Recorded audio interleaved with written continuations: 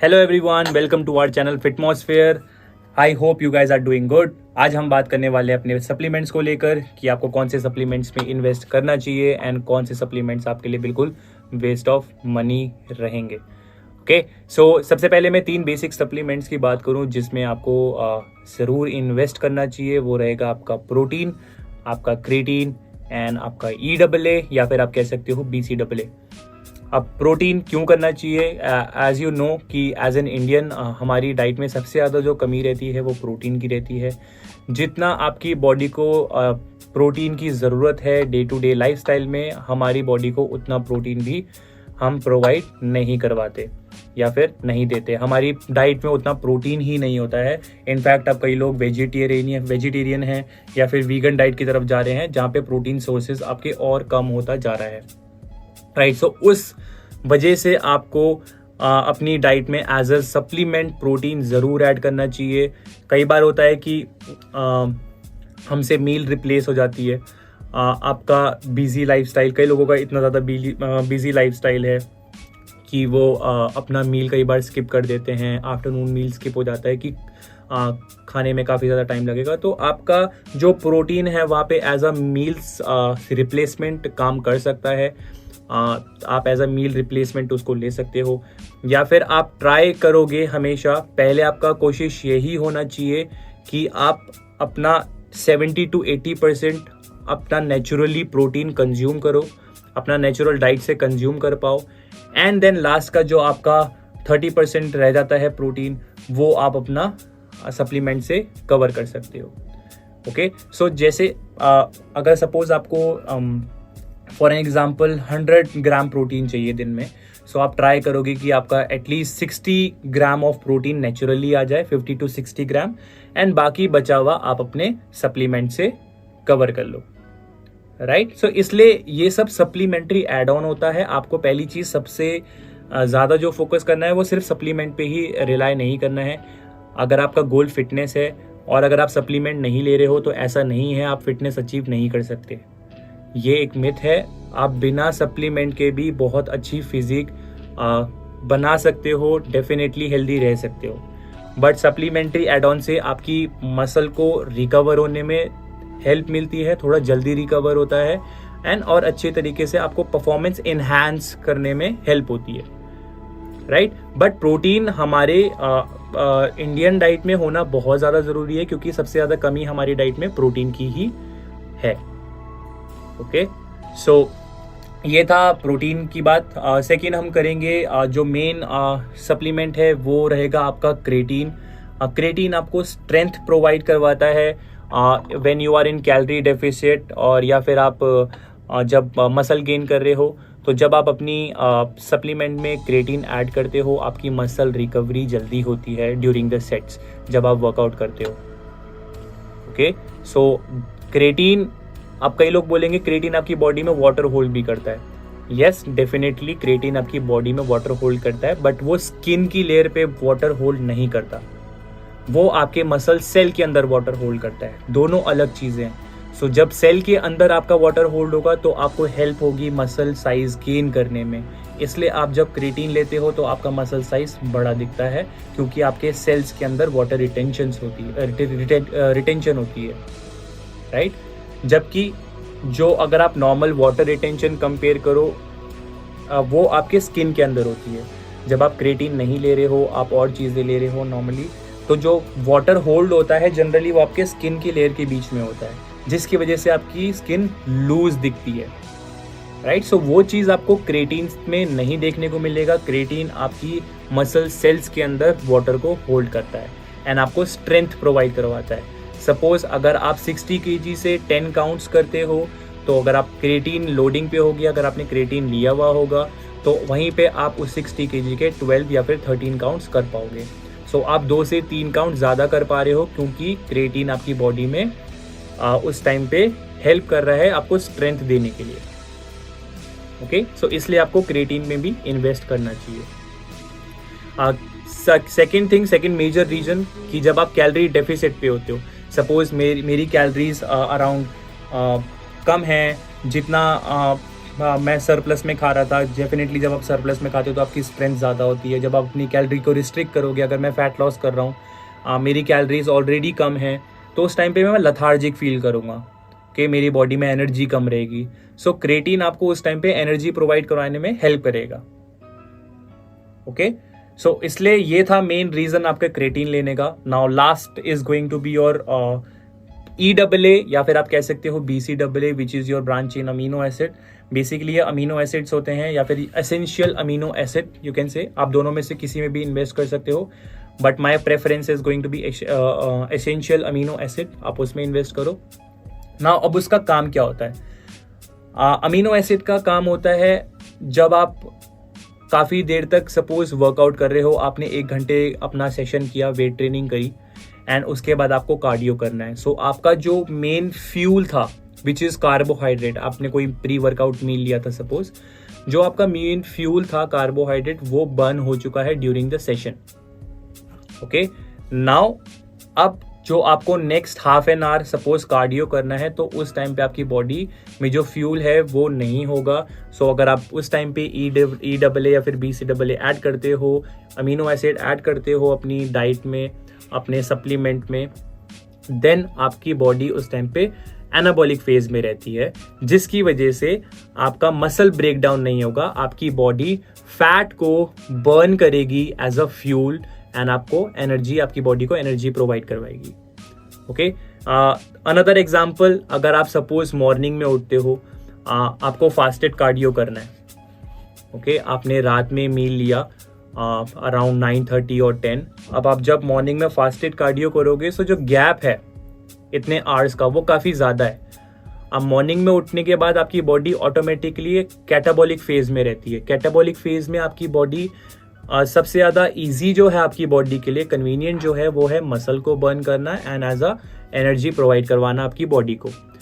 अब अगर आप मॉर्निंग में उठ के वहाँ पे अमीनो एसिड ऐड करते हो, देन उसके बाद you are doing cardio, so amino acid एक क्विक रिस्पॉन्स होता है, आपकी बॉडी को एनाबॉलिक फेज में लाता है, आपकी मसल प्रिवेंट करेगा एंड आपके फैट को टैप करेगा for burning as a fuel. Okay, तब जाके आपकी बॉडी को एनर्जी प्रोवाइड होगी from fat, not from muscles, muscle से नहीं, फैट से। सो इसलिए ब्रांच चेन अमीनो एसिड्स को ऐड किया जाता है अपनी डाइट में, राइट। सो ये 3 मेजर सप्लीमेंट्स थे जो जिनमें आपको इन्वेस्ट करना चाहिए। बाकी इसके अलावा जैसे आपका हो गया प्री वर्कआउट, आपका ग्लूटामीन, आपका L-कार्निटीन, और ऐसे कई सारे सप्लीमेंट है जिसको मैं मेजरली वेस्ट ऑफ मनी कहूँगा। क्यों? There is a reason behind it.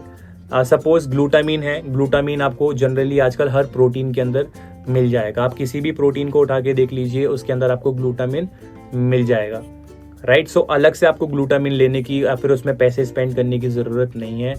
अगर आपका गोल फिटनेस है तो मैं कहूँगा ये सारी चीज़ें जो एड ऑन हैं ये आपके लिए ये लग्जरी है, फिर आप कितना भी उसमें स्पेंड कर सकते हो, देयर इज़ नो लिमिट, उसमें कोई फिर लिमिट नहीं है। Same with the pre workout, pre workout के अंदर आपको मिलता है कैफीन, L-आर्जिनिन, राइट। सो कैफीन का जो डोजेज है वो आप अपना कॉफ़ी से भी पूरा कर सकते हो, बट अगर आप प्राइस डिफरेंस देखोगे तो काफ़ी ज़्यादा है। अगर आप नॉर्मल कैफीन लोडिंग कर रहे हो तो आपको कॉस्ट काफ़ी कम पड़ेगी, वहीं पे आप अगर प्री वर्कआउट पे स्पेंड करते हो तो आपको anywhere around 2500 to 3000 pre workout पे स्पेंड करने पड़ेंगे, राइट। सो वो आपका एक साइकोलॉजिकल माइंड है कि अगर आप प्री वर्कआउट नहीं ले रहे हो तो आपसे वर्कआउट नहीं होगा, ऐसा नहीं है। आप वर्कआउट ही नहीं करना चाहते, आप एक सप्लीमेंट के ऊपर ही डिपेंडेंट हो। आपको सप्लीमेंट के ऊपर डिपेंडेंट नहीं होना है, वो एक एड ऑन है कि आप कैफीन अपना कॉफ़ी से भी पूरा कर सकते हो। अगेन आपका अगर पॉकेट अलाउ करता है, आपके पास इतने पैसे हैं आप प्रोटीन आप प्री वर्कआउट अलग ब्रांड का लो, आपको उसमें फ्लेवर भी चाहिए, तो फिर that is your luxury part, वो आपका लग्जरी पार्ट आ जाता है। ओके, उसके अंदर L-आर्जिनिन है जो कि आपके ब्लड वेसल्स जो हैं उनको डायलेट करता है, जिससे आपकी मसल्स काफ़ी पम्प दिखेंगी।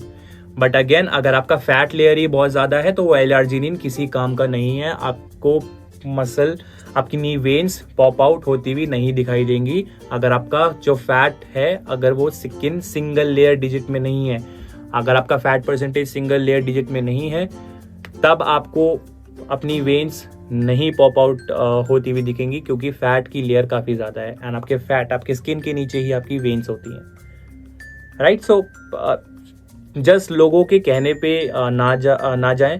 किसी ने आपको बोला है कि प्री वर्कआउट लेना चाहिए, प्री वर्कआउट लेने से बहुत अच्छा वर्कआउट होता है, ऐसा नहीं है।